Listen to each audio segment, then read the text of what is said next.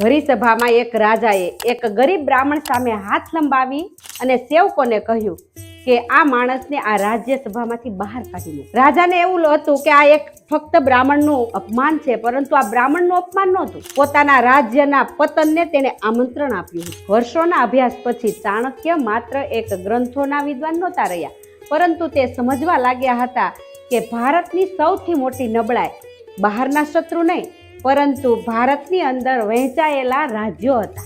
એ સમયનું મગધ રાજ્ય ભારતમાં અત્યંત શક્તિશાળી અને સમૃદ્ધ રાજ્ય હતું, અને તેમાં નંદ વંશનું શાસન ચાલતું હતું, અને તેની રાજધાની પાટલીપુત્ર સંપત્તિ અને સૈન્ય શક્તિ માટે ખૂબ જાણીતી હતી.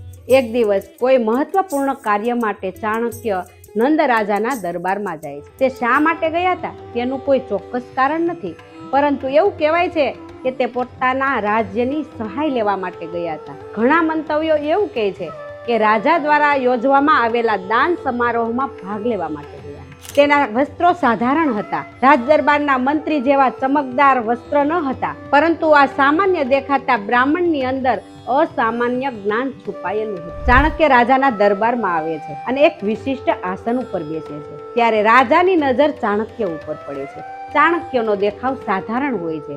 રાજા જોઈ અને પોતાના સેવકોને આજ્ઞા કરે છે કે આ બ્રાહ્મણને આ સભામાંથી બહાર કાઢો.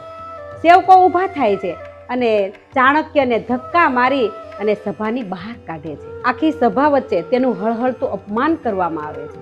સેવકો તેને ધક્કા મારીને બહાર કાઢે છે, પરંતુ તે શાંત ઊભા રહે છે.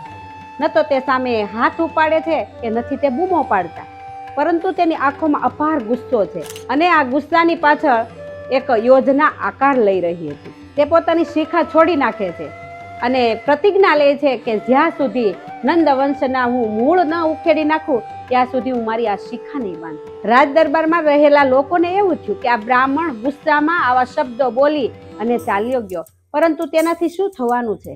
પરંતુ તે જાણતા નથી કે તે તલવારથી નહીં, પરંતુ બુદ્ધિથી યુદ્ધ લડવાના હતા. ચાણક્ય જાણતા હતા કે નંદ રાજા પાસે સમૃદ્ધ રાજધાની, અપાર સૈન્ય અને પુષ્કળ ધન સંપત્તિ છે.